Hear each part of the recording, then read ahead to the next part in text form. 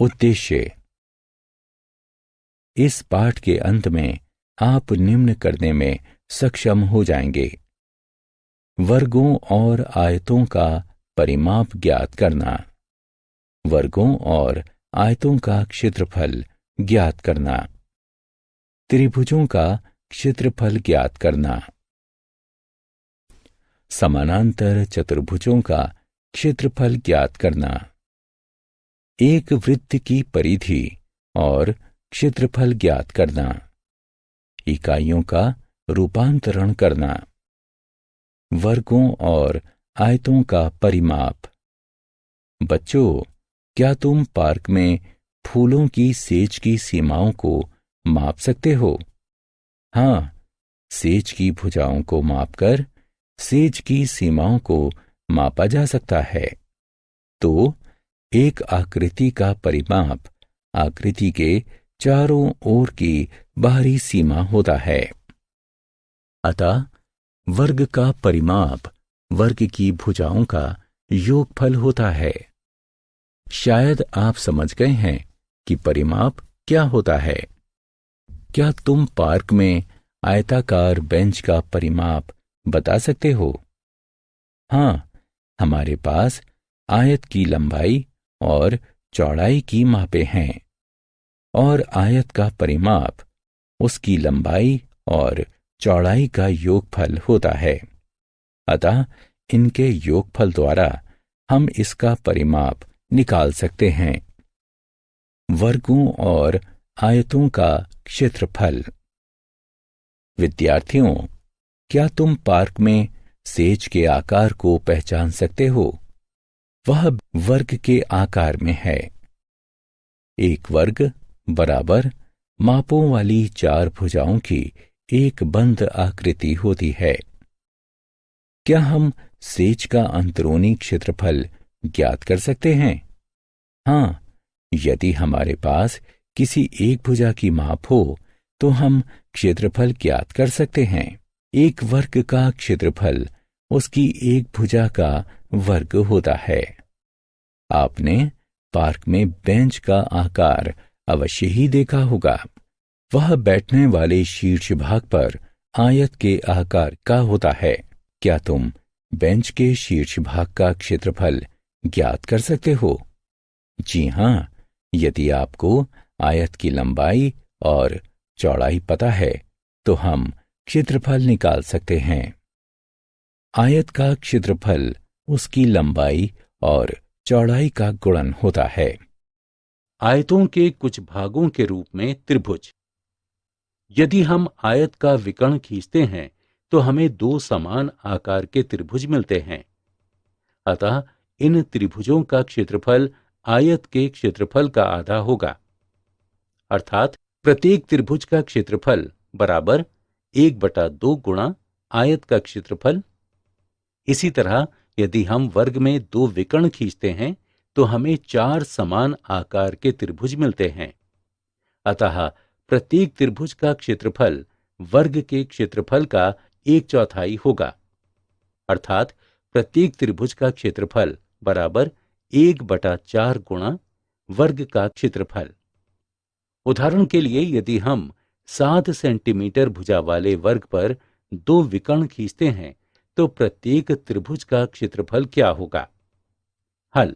वर्ग का क्षेत्रफल बराबर 7 गुणा 7 बराबर 49 वर्ग सेंटीमीटर। प्रत्येक त्रिभुज का क्षेत्रफल बराबर 1/4 गुणा वर्ग का क्षेत्रफल बराबर 1/4 गुणा 49 बराबर 12.25 वर्ग सेंटीमीटर। आयत के अन्य सर्वांग समभागों का सामान्यीकरण। जैसा कि नीचे दिए गए चित्र में दिखाया गया है, 6 सेंटीमीटर लंबाई और 4 सेंटीमीटर चौड़ाई वाला आयत दो भागों में विभाजित किया जाता है। एक अन्य कागज पर आयत बनाएं और उसे दो भागों में विभाजित करने के लिए EF के साथ आयत को काटें। एक भाग को दूसरे पर रखें। देखें कि क्या वे मेल खाते हैं। आपको उन्हें घुमाना पड़ सकता है। हम देखते हैं कि दोनों भाग एक दूसरे के सर्वांग सम हैं। अतः एक भाग का क्षेत्रफल दूसरे भाग के क्षेत्रफल के बराबर है।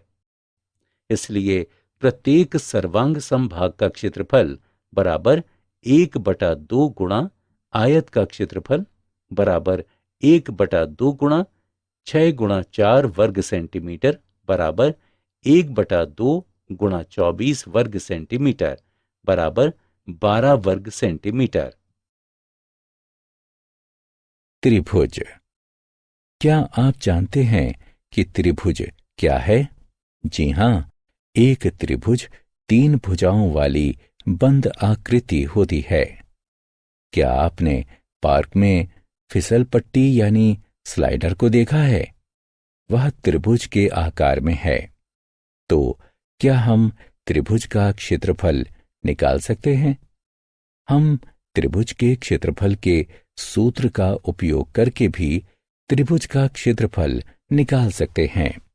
इसके लिए हमें त्रिभुज के आधार, ऊंचाई की मापों की आवश्यकता होती है। त्रिभुज का क्षेत्रफल उसकी ऊंचाई और आधार के गुणन का आधा होता है।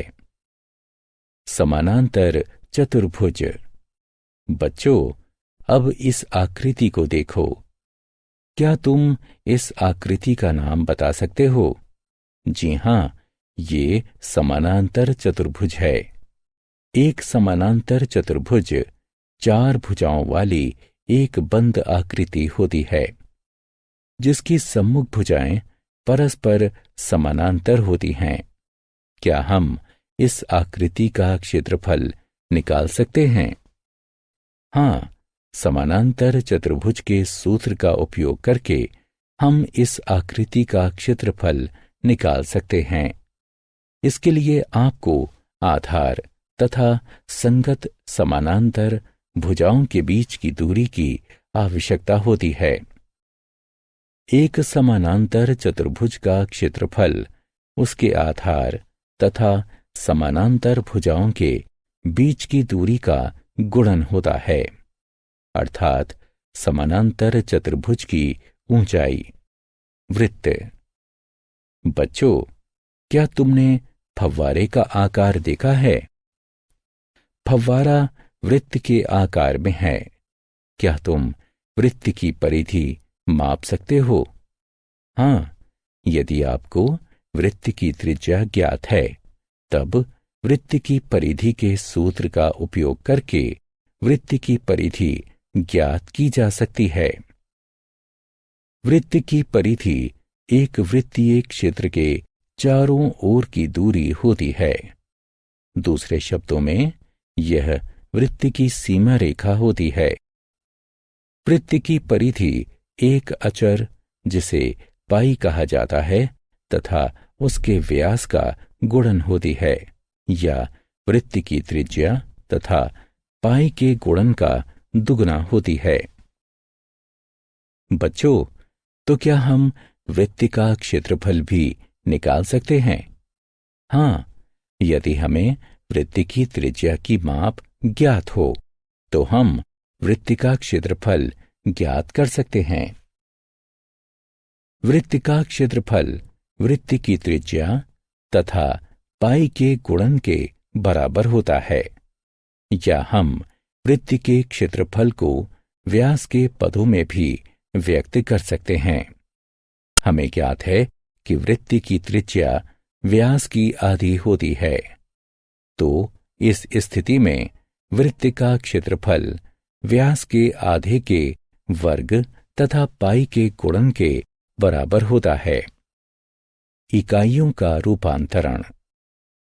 हमें ज्ञात है कि 1 सेंटीमीटर में 10 मिलीमीटर होते हैं। 1 मीटर में 100 सेंटीमीटर होते हैं। 1 किलोमीटर में 1000 मीटर होते हैं और 1 हेक्टेयर में 100 मीटर होते हैं। कभी कभी हमें बड़ी इकाइयों को छोटी इकाइयों में बदलने की आवश्यकता पड़ती है। अब हम इकाई प्रणाली की मूल बातों को जानते हैं, तो हम निम्न प्रकार से बड़ी इकाइयों को छोटी इकाइयों में बदल सकते हैं। सारांश। आइए हमने जो कुछ भी सीखा है उसे संक्षेप में दोहराएं। वर्गों और आयतों का परिमाप, वर्गों और आयतों का क्षेत्रफल, त्रिभुजों का क्षेत्रफल, समानांतर चतुर्भुजों का क्षेत्रफल, एक वृत्त की परिधि और क्षेत्रफल। इकाई